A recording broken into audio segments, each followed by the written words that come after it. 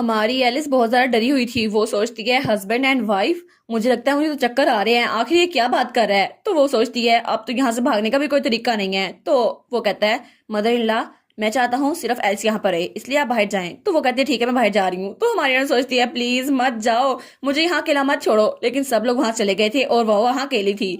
तो वो सोचती है ड्यूक ने अभी थोड़ी देर पहले वाला क्योस नहीं देखा है ना, और वैसे भी मैं तो ऐसी लड़की हूँ जिसको उसकी मॉम लेके आई। तो ड्यूक तब वहां से बेड से उठता है। तो वो सोचती है पता नहीं अब ये मेरे साथ क्या करेगा, अब मुझे क्या करना चाहिए। तो ड्यूक उसकी तरफ बढ़ रहा था तो वो जल्दी से नीचे बैठ जाती है। वो कहती है हाँ मुझे पता चल गया, आखिर में मैं मिसेस क्विलन के अंडर काम नहीं करती थी, प्लीज मुझे हेल्प करो। तो वो चिल्ला कहती है उन्होंने मुझे कहा था मैं आपको मार डालूं, लेकिन मैंने उनके ऑर्डर्स को फॉलो नहीं किया, मेरे पास एक विटनेस है डॉक्टर हेल्कन। तो तब ड्यूक उसकी तरफ हाथ बढ़ाता है। वो कहती है क्या ये मुझे मारने नहीं वाला।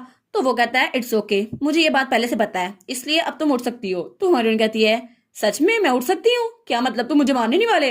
तो वो कहती है क्या तुम कुछ और प्लान नहीं कर रहे हैं ना। तो वो कहता है क्या मुझे क्या प्लान करना था। तो तब उसका हाथ पकड़ लेती है और तब ड्यूक उसको उठाता है। वो सोचती है ये तो बहुत ज्यादा क्लोज था, ये मुझे मारने तो नहीं वाला ना, पक्का ना। तो तब वो कहता है ठीक है पहले हमें बैठ जाना चाहिए फिर बात करते हैं। वो कहती है अच्छा ठीक है। तो तब वो लोग सोफे पे आमने सामने बैठ गए थे। वो कहता है सबसे पहले मुझे लगता है हमारे दरमियान बहुत बड़ी गलतफहमी है, मेरी कोई इंटेंशन नहीं है कि मैं तुम्हें मार दूं। तो वो कहती है क्या सच में। तो वो कहता है हाँ क्योंकि ये सब कुछ तुम्हारी डिवाइन पावर की वजह से ही हुआ है। वो कहती है मेरी डिवाइन पावर, लेकिन आपको कैसे पता। वो कहता है आई बिलीव तुम मुझसे झूठ नहीं बोलोगी। तो वो सोचती है हाँ हाँ ये सही कह रहा है, आप मुझे झूठ नहीं बोलना चाहिए। तो वो कहती है मैंने आप पर बहुत टाइम पहले अपनी डिवाइन पावर यूज की थी, क्या आप तब से कॉन्शियस है। तो वो सोचती है पूरा महीना हो गया है, लेकिन क्या ये तब से कॉन्शियस था। ड्यू कहता है क्या फर्क पड़ता है। वो कहती है ऑफ कोर्स फर्क पड़ता है। और वो सोचती है मैंने उससे बातें की थी कि स्टैचू की तरह दिखता है, लेकिन तब तो मैंने उसके कपड़े भी चेंज किए थे, लेकिन पता नहीं मुझे तो जरा एम्बेरसमेंट क्यों फील हो रही है। और तब तो मैंने मिसेस क्विलन के बारे में बहुत जरा बातें की थी। वो कहती है इसने मुझे सुना तो नहीं था ना, अगर इसको पता चल गया तो फिर। तो वो सोचता है नहीं इसको मैं सच नहीं बता सकता। तो वो कहता है जब तुमने पहली बार मुझ पे डिवाइन पावर यूज की ना तब मैं थोड़ा थोड़ा होश में आया था, लेकिन आज सुबह ही मैं पूरी तरह अवेक हुआ हूँ। तो वो कहती है अच्छा। तो वो कहती है लेकिन आप तो प्रिटेंड कर रहे थे, आपको कुछ नहीं पता, और उसके पॉइंट ऑफ व्यू से तो वो बहुत ज्यादा स्केरी लग रहा था। तो वो कहता है ऑफ कोर्स ये तुम्हारे लिए था, और वैसे भी ये कितना अनकॉमन होगा ना कि तुम्हारे पास डिवाइन पावर है और तुम सच में जाती हो वहां जाके प्रीस्ट बन जाओ। लेकिन तुम हाई प्रीस्ट प्रियोन का तो सोचो, वो पोप बनने वाले हैं, लेकिन अगर तुम वहां पर गई तो क्या पता एक और कैंडिडेट आ जाए पोप बनने के लिए, क्या तुम उसके साथ ये बात कर सकोगी। लेकिन अगर ऐसा हुआ वो तुम्हें जान से मार डालेगा, वो तुम्हें छोड़ेगा नहीं। तो वो डरते हुए सोचती है हाँ ये बात तो सही कर रहा है, लेकिन फिर भी प्रीत के दरमियान तो हमेशा जंग चढ़ी रहती है, इसकी वजह से अगर किसी ने मेरी तारीफ की तो वो लोग मुझे अपोज भी करेंगे, और क्या पता इसकी वजह से मैं मर जाऊं। तो वो कहता है एलिस मैं तुम्हें कुछ बताना चाहता हूँ, प्लीज तुम प्रीस मत बनो और प्लीज मेरी साइड पर रहो। तो वो कहती है क्या, लेकिन मुझे नहीं बनना, लेकिन मुझे नहीं रहना आपकी साइड पर। वो कहता है मैं तुमसे फ्री में रहने को नहीं कह रहा, मैं तुम्हें सब कुछ दूंगा, पावर मनी जो तुम चाहो। वो कहती है लेकिन मुझे इस सब की जरूरत नहीं है। और वो सोचती है मैं तो मदर के हाथों में मर जाऊंगी, मदर इन लॉ मुझे जान से मार डालेंगी। वो कहता है अगर तुम्हें पावर और मनी नहीं चाहिए तो तुम मेरी वाइफ बन के भी यहाँ रह सकती हो। तो तब उठ के उसके पास आता है। तो हमारी कहती है ड्यूक ये आप क्या कर रहे हैं, आप पागल तो नहीं हो गए। वो कहता है अनफॉर्चुनेटली अभी तक मैं पागल नहीं हुआ, लेकिन जब से मैं बेहोश हुआ हूं ना और जब से उठा हूं मेरा दिमाग कुछ ज्यादा क्लियर हो गया है, अब मुझे चीजें ज्यादा अच्छे से नजर आने लग गई है। तो वो सोचती है मैं तो उसकी बातें मानने ही वाली थी, लेकिन काम ऑन अपनी सेंसेस में वापस आओ, मैं ऐसा नहीं कर सकती। वो कहती है I am sorry your majesty, लेकिन मैं आपके साथ नहीं रह सकती, मिसेस क्विलन मुझे रहने नहीं देगी। तो वो कहता है फिक्र ना करो, उनको जल्द ही डची से एक्सपेल कर दिया जाएगा। तो वो कहती है लेकिन फिर भी मेरे यहाँ पर रहने की तो वजह नहीं ना, वही तो मुझे यहाँ पर लेके आई थी, और मैं तो आपकी सेवियर हूँ ना, तो क्या मैं प्रिंसेस बन सकती हूँ। वो कहता है नहीं मैं नहीं बनने दूंगा। तो हमारी कहती है लेकिन क्यों, मैं आपको छोड़ के चली जाऊंगी ना, आप इतने ज्यादा जिद्दी क्यों हो रहे हैं, और वैसे भी अब तो आप जा गए, अब आपको मेरी क्या जरूरत। तो वो कहता है लेकिन मैं अभी तक पूरी तरह से रिकवर नहीं हुआ, और सिर्फ तुम ही थी जो मुझे डार्कनेस से उजाले में लेके आई, इसलिए रिस्पॉन्सिबिलिटी तुम्हारी होगी। तो वो कहती है क्या डार्कनेस से। वो कहती है अच्छा ठीक है मैं 15 दिनों के लिए और रहूंगी, लेकिन क्या तब तक आप मेरी पावर को टेस्ट कर सकते हैं, और तब मुझे पता चल जाएगा कि मैं यहाँ पर रहूंगी या नहीं। तब उसके साथ हाथ मिलाता है। वो कहता है आई प्रॉमिस, एक ड्यूक होने की हैसियत से मैं तुमसे प्रॉमिस करता हूँ मैं तुम्हें कभी भी रिस्क में नहीं डालूंगा। तो हमारी उन्होंने कहती है अच्छा ठीक है। तभी वहां पे दस्तक होती है और कोई कहता है योर मैजेस्टी मैं अडोल्फ हूँ, क्या मैं अंदर आ सकता हूँ।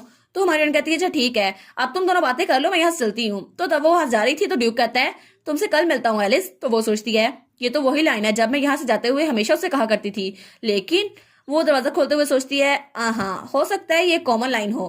और तब हमें रात का सीन दिखाया जाता है और पूरा कैसल चांद की रोशनी में नहाया हुआ था। तो हमारी हीरोइन दोबारा से लालटेन लेके वहां से घूम रही थी। वो सोचती है वंडरफुल, यहाँ पे तो कोई भी नहीं है। और वो कहती है मैं ऐसे नहीं रह सकती, मुझे डची को 15 दिनों के अंदर अंदर छोड़ के जाना होगा, लेकिन 15 दिनों तक तो मुझे यहाँ पे रहना है ना। तब तक मैं ड्यूक की बॉडी के बारे में और उसकी हेल्थ के बारे में डॉक्टर से पूछ लेती हूँ। और उसने कहा था कि मेरी मॉम उसको बाहर निकाल देगी, इसलिए मुझे जल्दी जाना चाहिए। और वो सोचती है अब तो वो बहुत ज्यादा काम है, हालांकि उनको यहाँ से बाहर निकालने का भी खतरा है, फिर भी वो कुछ हरकत नहीं कर रही। वो किसी को नुकसान नहीं पहुंचाती, लेकिन ये कुछ ज्यादा ही वियर्ड लग रहा है। तब वो दरवाजा देखती है, दरवाजा खुला हुआ था। वो कहती है क्या रूम का दरवाजा खुला है? तो जब वो डॉक्टर के रूम में आती है तो वहां हर तरफ सामान बिखरा हुआ था और डॉक्टर जमीन पे बैठा हुआ था। वो कहती है डॉक्टर हेल्कन, आपको क्या हुआ? तो डॉक्टर हेल्कन अपना चश्मा दुरुस्त करके उसको देखता है। और तब वो सोचती है जरूर ये मदर इन लॉ ने किया होगा, है ना, और सारा गुस्सा डॉक्टर पे निकाला होगा। तो डॉक्टर कहता है फॉर्चुनेटली मैं मरा नहीं हूँ। तो वो कहती है हाँ हाँ चलो ये तो अच्छा हुआ। और वो सोचती है चलो ये तो अच्छा हुआ, इसने मिसिस क्विलन को मेरे प्लान के बारे में नहीं बताया, और ये कि मैंने उनके बेटे को पॉइजन नहीं दिया था। तो वो कहता है अब क्या हुआ? तो वो सोचती है मुझे लगता है ये इतना भी बुरा इंसान नहीं है आफ्टर ऑल। तो वो कहती है मैं यहाँ ड्यू की हेल्थ के बारे में पूछने आई थी, क्या वो सच में फुल रिकवर हो गए या फिर नहीं? वो कहता है नहीं, उनको अभी रिकवर होने के लिए थोड़ा टाइम चाहिए होगा, लेकिन वक्त के साथ साथ वो जल्द रिकवर हो जाएंगे। एटलीस्ट जब से वो जागे हैं ना तब से वो पास आउट नहीं होंगे, और उनकी लाइफ की गारंटी मैं नहीं दे सकता। तो वो सोचती है चलो कम से कम 15 दिन के लिए सही, जब तक मैं यहाँ पर हूँ तब तक तो वो बेहोश नहीं होगा ना, तब तक मैं यहाँ रह सकती हूँ। तो डॉक्टर वो तो थोड़ा ज्यादा दुखी हुआ था। तो हमारी हीरोइन वो उसको देखी जा रही थी। तो वो कहता है यंग लेडी मैं बहुत ज्यादा थका हुआ हूँ, क्या आपको कुछ और चाहिए? वो कहती है नहीं, लेकिन मुझे लगता है अब तुम्हारी जरूरत नहीं है हेल्किन, तो तुम यहाँ से जा सकते हो, और अब तुम्हें मेरी मदर की साइड छोड़ देनी चाहिए और ड्यू को जाकर सारा सच बता दो, और इसके बाद डची छोड़ देना। और मैं तुम्हारी बहुत ज्यादा फिक्र करती हूँ क्योंकि अभी तक तुमने मुझे धोखा नहीं दिया। तो वो कहता है क्या सच में? लेकिन उसे कहता है आपकी टिप के लिए थैंक यू। तो वो वहां जाते हुए कहती है अब तुम थोड़ा रेस्ट कर लो। तो तब वो सोचता है मैं बता नहीं सकता कि उसके अल्फाज अच्छे थे या फिर बुरे, लेकिन ये तो धमकी तरह लग रहे थे। और वो सोचता है मुझे अभी जाके ड्यू को बताना होगा। ठीक है मैं जाके ड्यू को बताता हूँ कि उनकी वाइफ इतनी भी ज्यादा बुरी नहीं है। तो तब सीन चल होता है और हमें ड्यू को कमरा दिखा जाता है जहाँ पे सीना खड़ी थी। वो कहती है क्या आप कह रहे हैं कि डचिस की प्रेयर की वजह से आप जिंदा हुए हैं? तो वो कहता है ऑफ कोर्स मैंने उसकी आवाज सुनी थी। तो वो सोचती है अच्छा, तो वो वहां पर जाकर प्रेयर किया करती थी और उसी की वजह से भाई जागे हैं, लेकिन ऐसा लगता है उन्होंने उसकी जान बचाई है। और वो सोचती है मैंने तो डचिस को बिल्कुल मिसजज कर लिया था, मुझे लगा था कि वो बिल्कुल बनी गर्ल है, लेकिन असल में वो तो बहुत ज्यादा अच्छी थी। तो हमारा हीरो कहता है क्योंकि उसकी एक्टिंग स्किल बहुत ज्यादा ग्रेट है। तो सीना कहती है अच्छा तो इसका मतलब है वो आपकी स्टेप मदर के साथ इन्वॉल्व नहीं है? तो वो कहता है ऑफ कोर्स वो मेरी मॉम के अंदर काम कर रही थी, लेकिन उसने उनका कोई हुक्म नहीं माना। तो सीना कहती है तो फिर ऐसा लगता है डचेस अच्छी हैं। तो ड्यूक कहता है सीना एलिस के साथ सारी चीजें मैं खुद संभाल लूंगा, तुम सिर्फ वो करो जो मैं तुम्हें करने के लिए कह रहा हूँ, बस यही है। तो वो सोचती है अगर ब्रदर मुझे कह रहे हैं कि मैं डचेस के बारे में केयर ना करूं, ठीक है मैं ऐसा ही करूंगी। वो कहती है ऑल राइट। तो बटलर कहता है योर मैजेस्टी क्या आप अपनी फॉर्मल ड्यूटीज पे वापस आना चाहेंगे? तो वो कहता है हाँ ठीक है, अब तुमने डिसीजन बना ही लिया है तो सबको पता होना चाहिए कि मैं बहुत ज्यादा सिक था, लेकिन अब मैं इंपीरियल पैलेस पहले जाऊंगा और उसके बाद सबको पता चलेगा कि मैं अभी तक जिंदा हूँ। तो तब ड्यूक कहता है क्या तुमने मेरी मदर को बता दिया जो मैंने तुम्हें कहा था उन्हें बताओ? तो वो कहता है ऑफ कोर्स प्रीस्ट 15 दिनों में वापस आने वाले हैं, मैंने उनसे कहा था कि अननेसेसरी रूमर्स ना फैलाएं यंग लेडी के बारे में, और मुझे लगता है वो ऐसे करने वाले हैं। और वो सोचता है मैं समझ सकता हूँ कि अभी तक वो क्यों चुप थे, लेकिन मैंने एक्सपेक्ट नहीं किया था कि वो यंग लेडी की साइड लेंगे। तो हमारा हीरो सोचता है ये अच्छा होगा अगर एलिस के बारे में कोई मिसकंसेप्शन ना फैले। तो बटलर कहता है लेकिन ऐसा लगता है उनकी मेड कुछ ज्यादा ही परेशानी खड़ी करती है। तो वो सोचता है इसीलिए एलिस की तरह गुस्सा रहती थी, और अभी मैं उसके लिए कुछ ज्यादा नहीं कर सकता, लेकिन कम से कम उसके लिए एक ट्रस्टवर्दी मेड का इंतजाम तो कर सकता हूँ। तो वो बटलर से कहता है उसके लिए एक नई मेड का इंतजाम करो। तो बटलर कहता है जी बिल्कुल मैं समझ गया। तो तब वो कहता है सीना बहुत ज्यादा देर हो गई है, तुम भी जाओ और रेस्ट करो। वो कहता है हाँ हाँ आप भी ब्रदर आप भी थोड़ा रेस्ट करें। और तब थोड़ी देर बाद वहां पर डॉक्टर आया था जो कि बहुत ज्यादा बुरी हालत में था। तो ड्यूक कहता है तुम तो लेट हो। वो कहता है मुझे माफ कीजिएगा मैं यंग लेडी से बात कर रहा था। तो ड्यूक बहुत ज्यादा गुस्से में आ गया था। वो कहता है तुम उससे किस बारे में बात कर रहे थे? तो डॉक्टर कहता है वो तो मुझे एडवाइस दे रही थी क्योंकि वो मेरे बारे में बहुत ज्यादा फिक्रमंद है। और डॉक्टर सोचता है मैंने कभी सोचा नहीं था कि वो मेरे बारे में फिक्रमंद होंगी। तो कैलियस का पॉइंट ऑफ व्यू ये था कि मैं यंग लेडी से बात करा था और उन्होंने कहा था कि मैं आपके लिए बहुत ज्यादा परेशान हूँ, और वो तो बहुत ही ज्यादा गुस्से में आ गया था। वो कहता है सच में ऐसा लगता है तुम एलिस के साथ बहुत ज्यादा क्लोज हो, और वो तो पूरा आग में जल रहा था। तो डॉक्टर कहता है क्या नहीं नहीं नहीं आपको गलत समझ आ रहा है, आप क्या समझ रही हैं? तो ड्यूक को देखकर वो कहता है नहीं नहीं नहीं आपको गलत फहमी हुई है, असल में वो मेरे पास आई थी क्योंकि उन्हें आपके बारे में फिक्र हो रही थी, वो मुझसे आपकी हेल्थ के बारे में पूछ रही थी और कुछ नहीं। तो हेलियोस कहता है अच्छा अगर ऐसे के तो तुम मुझे शुरू से बता देना चाहिए था, मुझे गलतफहमी ना होती।